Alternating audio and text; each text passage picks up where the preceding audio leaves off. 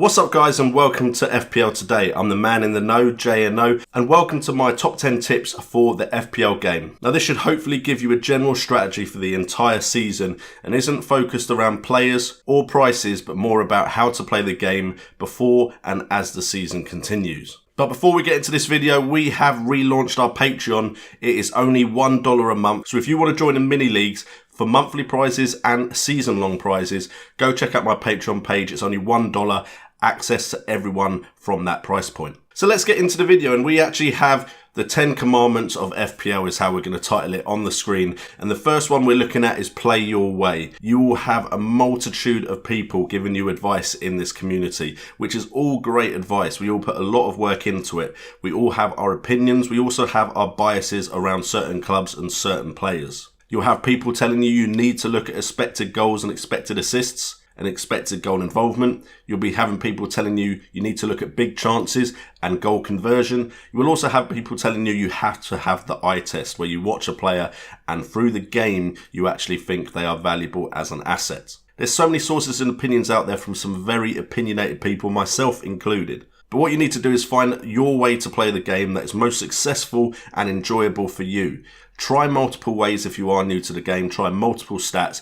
I've actually approached every single season I've played in a different manner. And that's because none of us have the magic 8 ball where we know exactly who you need to have and for how long you need to have them and when to transfer them out. This is all just opinions and predictions. Anyone can get an opinion or prediction wrong. Don't let others tell you how to play the game. Number 2 is different isn't necessarily better. You'll get a lot of people talking about this player or that player being a differential. A differential, if you don't know, is a low-owned player in the game, usually below 10%, sometimes below 5%, that if they do score well, will have a big effect on your overall rank. People are searching for them because of how well they can actually perform for you, because not everyone owns them, so when they do score points, it is a big change in your overall rank and your points total. However, you need to remember the template, and that is the team that most people own. Players are highly owned and everyone seems to have when you go on Twitter.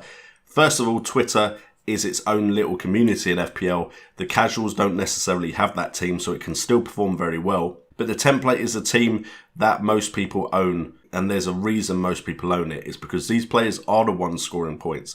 These players are the ones with the fixtures that look good for them to continue to score those points. So don't necessarily look at template players as a bad thing. They score the most points, they have the best underlying stats, and are likely to be the highest scoring players in the game. There's no point in looking at someone like Salah and going, he's the most highly owned player in this game, I don't want him. I want someone different so I get different points to everyone else. You're missing out on a big bucket full of points there. Go for the players in form, whether they are highly owned or not. That way you can also find the differentials that maybe not everyone owns. Maybe a lot of people still own them, maybe 20% own them, but they're the ones scoring points, and that's what you want in this game. You want to collect those points to get the best overall rank at the end. Number 3 is hits are not evil. Any -4 taken needs to be weighed up for its pros and cons. Now, if you make more than your allotted transfers, you have 1 transfer in a game week, you can carry 1 over, so you've got 2 in a game week. But any more than that, you'll take a -4 hit for that player.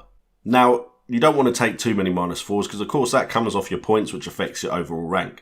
But sometimes it is worth, 1, the calculated risk, but 2, sometimes it's just worth the transfer logically. In games where you have blanks or there's an injury or suspension that is going to affect your team in the long run, you can transfer that player out knowing they will score 0 points in that game week and bring in someone that potentially will score 2 points or more. Now, of course, they could get minus points if they get reds or yellow cards. That is a calculated risk, but if a player is injured for 4 or 5 months, the player you're bringing in on that -4 is going to score more points than the player you own that isn't going to play at all for 4 or 5 months. Hopefully that makes sense. And that is a major thing. Don't consider just 1 game week when you take these -4s. Yes, you ideally want that -4 transfer to bring you benefit in that initial game week. But overall, they will bring you a benefit if that player that you're transferring out isn't going to offer your team any value. However, like I said, do not go overboard with -4s. Don't get greedy with them. They are not evil, but don't be silly with them. Number 4 is value, not position. Try not to think about midfielders and forwards and defenders as purely those positions. Yes, 7 million for a defender is more expensive than a lot of the other defenders in the game. But 7 million for a defender that's going to score you over 200 points is better than a midfielder at 7 million that isn't going to score you 200 points. You have to think of them compared to their price. The 3 top scoring players last season were midfielders. Mane was below 10 million at the start of the game. He outscored all the strikers that were over 10 million that season. Fourth and fifth highest scoring players were defenders, both of whom cost around 6 million at the start of the game. Both of those scored higher than all forwards in the game. 6th and 7th last season were strikers who both started over £10 million at the beginning of the game. You could have had the 4th and 5th highest scoring player for around the same value as the 6th or 7th player, give or take a few million. So don't think about players as purely in their position, are they expensive for that position, but think about them overall. How likely are they to score high points? Are they better value than someone in another position? Number 5 is you don't have to transfer every game week. Now, yes, we have that transfer. It is very tempting. We want to use it. Otherwise, we're just sitting there doing nothing all game week. But you can carry over a transfer to have 2 transfers in a game week. And then also ask yourself, do you actually need to make that transfer? Is your team already pretty well set up for the next 3, 4 or longer game weeks? Your team might be perfectly fine the way it is, and you're making a transfer that's negatively going to affect your side. Also, consider it, is it only a short-term transfer? Now, yes, sometimes you need to make that short-term transfer just to cover yourself. But for instance, there was a game last season, Harry Kane, I think it was against Cardiff, everyone brought him in. I looked at it and went, I have to change my side way too much to bring Kane in, and it is a transfer for only 1 game week.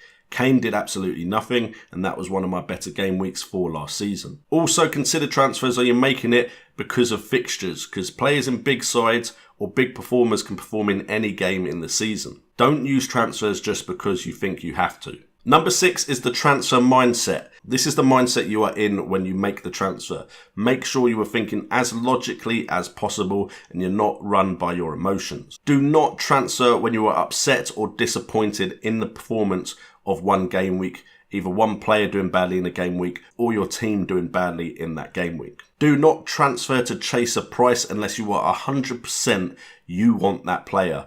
And try not to transfer when there are midweek games to play, because you might use that transfer and then find out your player is injured or has played extended minutes and is likely to get rested in the Premier League. Do transfer with a calm and strategic frame of mind, and transfer in players you want because you've done your research, including the eye test or statistics.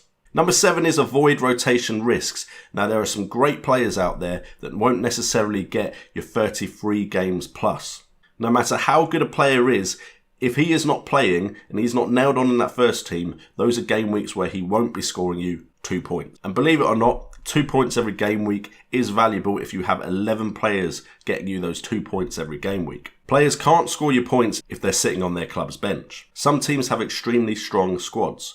They have players like Sane or Mahrez who sit on the bench at Man City. Yes, they are great players. Yes, if they played 38 games a season, they might do very well in the FPL and the Premier League. But if they're sitting on the bench, they aren't doing anything for your side. Do, however, take advantage of players who have an extended stay in their first team because of injuries or suspensions. For instance, if Salah and Firmino are injured, potentially Mane is of course going to be a major focal point, but players like Origi could come into the fore and actually perform well for you for a low budget price. Number 8 is form over fixtures.